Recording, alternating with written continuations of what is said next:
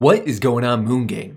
In this stock market wrap-up video for today, Thursday, April 29th, I'll mainly be focusing on one theory I have that could explain what's been going on with AMC over the past 2 days. It'll be relating to the mass amount of shares being returned that were on loan, but the stock is still going down. So I'll be giving one theory for that. I'll also be going over some of the technical and fundamental updates for both AMC and GameStop, and make sure you stick around until the end because I'll be going over one new trade that I just placed today that I think could be paying off big tomorrow or maybe even next week. Before we hop into that, don't forget that this platform that you see in front of you is Webull. It's a free platform with free trades, and if you sign up and deposit $100, you will get 2 free stocks. The link to that is in the description of the video. All right, let's hop into it. So AMC closed out the day at 10.20, which was a drop of 5.99%, and GME closed out the day at 176, which was a drop of 1.34%, just so you know where we are for like posterity and everything. So what is going on in the world? Well, I just want to start this off before we hop into the numbers. In the live stream today, there was a lot of people saying that Marketwatch was posting like new FUD about AMC. And honestly, if you look hard enough each day, there is new FUD related to both AMC and GME. But before you read it, like, I don't think it's a good mindset for all of us to be like, oh, that is definitively FUD just because it's negative, it's against me. Honestly, whenever you hear something negative, you should be able to like look at the data, poke holes into it. You don't want to just be only looking for confirmation bias. I don't think that's a good mindset to be in. So when people are telling me, I'm like, hey, let me look at the article. Like, I don't want to think that everything's FUD just because it's against my own position. So let's give it a chance. And here's what happened. I opened it up and I was like, all right, first of all, an opinion, so it doesn't really hold that much weight. Should you buy AMC stock? Very fair question. Next slide. These analysts say not at any price. Right away, I'm like, well, this is very clickbaity. They're just going for a headline to have more ad revenue. You're telling me that if AMC was offered to you at $0.01 a share, you wouldn't buy as much as you could? All right, obviously this is like, so right away, I feel like their argument's losing a little bit of weight. And I do recommend you check this out. Like, I'm not saying you shouldn't read anything that's negative. You should fairly weigh all the information available to you. And I think you should read it, especially if your own money's on the line. But if you scroll down long enough, they say all this stuff. They do classic fundamental analysis, which like inherently I think in this day and age should be revamped. It's kind of antiquated in these old fundamental models. But the thing I want to bring up to your attention is right here. They're not even just going for the clickbait of not any price. They're legitimately arguing that the stock is not worth $1. I mean, in my own opinion, remember, I'm not a financial advisor, but you have to have some pretty interesting data and pretty interesting arguments that can be verified if you think AMC is worth less than $1. And in my opinion, the way I like look at stocks, none of this information was telling me why AMC is worth less than $1. And in all of this, they did all this, like the fancy, all this market share revenue, future revenue. They're looking at all this stuff. They're saying it's not worth $1, which I don't buy. And then they're saying AMC is selling stock to exploit gambling investors. You know, and then they ended off with buyer beware. So to me, I tried to give this article a chance. I really, really did. But it is once again more FUD. The fact that they're saying don't buy it at any price, well, that's crazy. Somewhere it has to have value. So to say not to buy it at all, and like I get it, the headline, but then when they're like legitimately arguing it's not worth $1, I think that's crazy. And in all of this, and nowhere did they explain like anything about the statistics of a short squeeze. Like literally it was not brought up at all. They didn't put those odds in. They didn't factor in. That alone gives it some value beyond the fact that it is a movie chain and people are going to movies once again. In fact, this also came out today. New York City set to fully reopen July 1st. We know that New York as a state is one of the strongest states for AMC. Things like we're going back to that new normal, which is great for movie theaters, not just AMC, but all movie theaters. There's going to be a lot of rebound plays, and AMC is obviously one of them. So to say that has no value, it's worth less than $1, and they're exploiting gambling investors, well, like my argument isn't like, as much as I mean it as a joke whenever I start like a stream of like the casinos open, literally all investing is gambling. Like No matter what you do, if you're buying a stock, an option, a future, any of that, a crypto, there's some a level to risk to it. So now it's just like into the semantics of how you are like defining gambling. And any good gambler would know that at that point, you have to factor in the odds of a short squeeze of what's going on. So I try to give it a chance, but in my opinion, this is worthless. I will link it below if you want to read it yourself. But on top of that, we do have the fundamental positive news for AMC. New York City set to fully reopen on July 1st. I think this is better than just New York City because I think we're about to see more states, more major cities follow suit with that. On top of GameStop, in terms of fundamental news, midday today, we saw a nice spike, not only in price, but in volume. Ryan Cohen, co-founder of Chewy and now a chairman of the board for GameStop, he tweeted this out, a GIF, a South Park related one. Pretty funny. It is getting people pretty amped up about GameStop, slowly grinding higher. So for me, I like to watch both of them.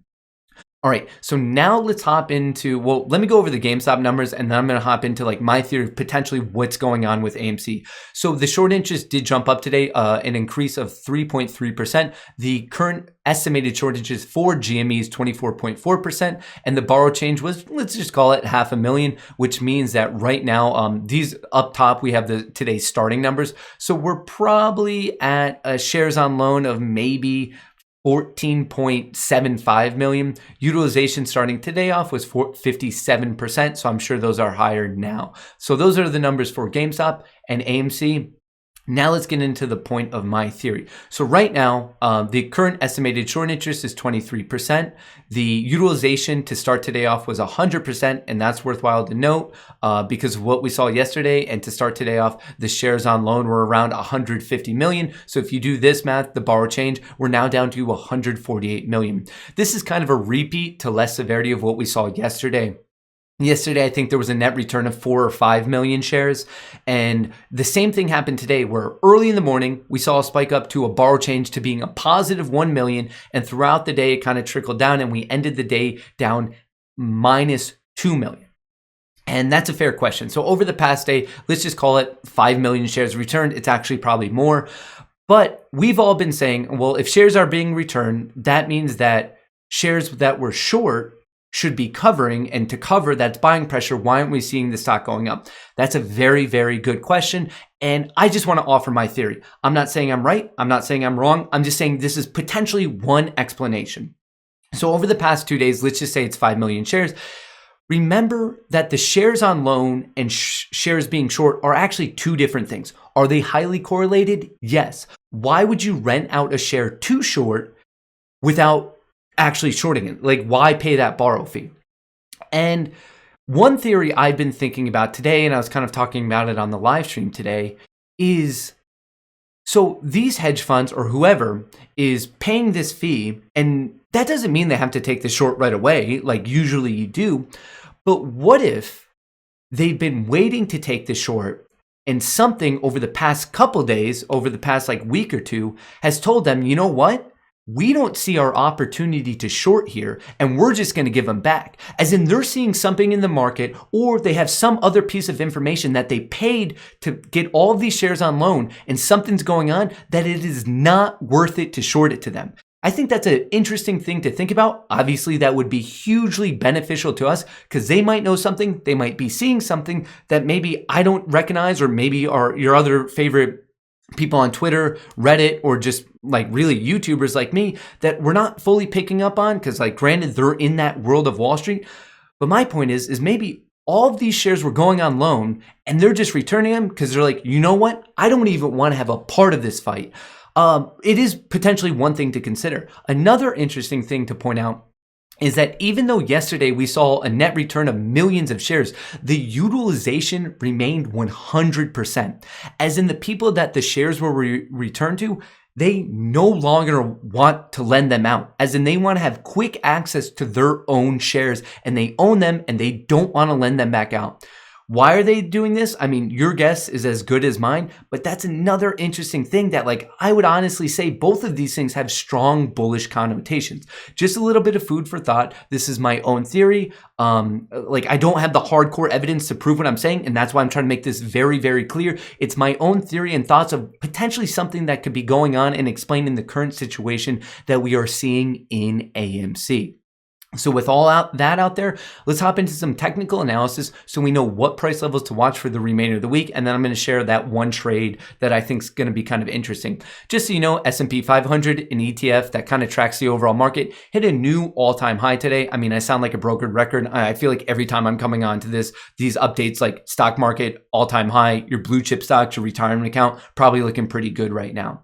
All right, so for AMC currently trading at 1021, I want to point out that right now it's settled all day at support. Not like it was support, then resistance. We know it's an important price level. It's very common in the stock market that once important price level, it remains to be an important price level. So clearly the region between 1025 was very important. Support, resistance, once again acting as support. So I'm looking for that to hold and then swing back upward.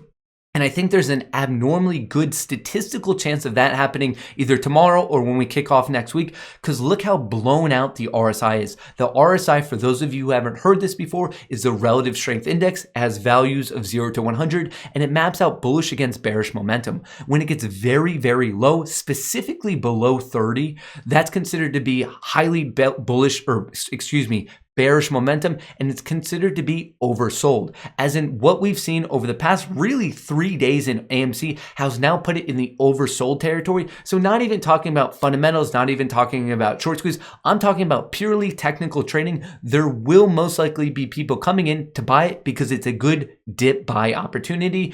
And well, also related to some crazy stuff that was going on the live chat today, I did buy more shares of AMC because there was wild stuff in the live stream, but on top of that, I did think it was a pretty good dip buy opportunity. So I bought more myself. So I'm looking for this 10 to 1025 region to hold and come back up. This support, I think, will then be resistance around 1060, 1070. From there, I will then be watching 11. And these are just the price levels I'll personally be paying attention to in the very, very short term. In terms of GameStop, a little bit different. So we had a nice run up on Friday, and then this was because of the at the market. They raised the at the market offering. They raised about $500 million. From there, it's been very, very struggling. At 180, pretty obvious in the charts. Rejection, rejection, rejection. So that's the first breakout I'm looking for, the region from 180 to 185. Following that, I'll then be watching from kind of 200 to 225 if we can get above that. In terms of support, out of the gate, I will be watching for 168 to hold, and from there we have 160. Those are the price levels of interest to me on both AMC and GameStop to close out this week and then really kick off next week. So then finally, if you've been sticking around for the video, I appreciate it. I think Tesla will be a very, very interesting trade now. So why I think that is, so Tesla, we know it didn't have the best earnings report recently to kick the week off, but right at the close of the day, we saw a massive amount of money being bet on the 650 strike price puts right here, 11,000 in the open interest expiring tomorrow. That's a lot of money saying that Tesla will drop to 650 tomorrow. I don't know what the reasoning is, but sometimes it's smart to follow big money. Maybe they know something we don't. So because of that, I myself bought the 660 right here. I bought the 660 puts for next Friday just to give myself some wiggle room in case I get the play completely wrong. As of now, I'm pretty much break even on it. In post-market, it is looking good for me. The stock did come down a little bit, but I just think it's weird that so many people right at the end of the day were loading up on Tesla 650 puts that expire on April 30th, which is tomorrow. I'm filming this on the 29th. So I don't know what's going on, but sometimes it can be a profitable trade to follow the big money. Maybe they know something we don't. I personally followed it, especially because there was a swift rejection at the 680s. It broke below 679. I am looking for Tesla to basically capitulate below 670. That's a big support. It caught itself at 669 today. So if Tesla can go below that, obviously this put play will pay off quite a bit. So I'm excited to see how that plays out. So with all that being said, I would love to get your thoughts on both AMC and GME specifically. More importantly, what do you think about my theory of, do you think there could have been a decent amount of people who basically got AMC shares to loan, saw something they didn't like, and they're like, no, you know what? I don't even want to mess around with this short play, and they return the shares. Do you think that's a decent theory, or do you think I'm like completely missing something? Feel free to let me know in a comment below. If you enjoyed this video, I would appreciate it if you could leave a comment in general. Also drop a like button. That type of engagement really helps me out with the YouTube algorithm. And on top of that, if you haven't already, don't forget to join up with the Moon Gang by hitting the subscribe button. I live stream Monday to Friday. On top of that, I post videos like this, and on the weekend, I do other technical, fundamental, and crypto-based videos. So if that's something that interests you, I would love you to be a part of the Space Ape community. Until I catch you next time, from me, Chair and Duckshirt, best of luck in the markets.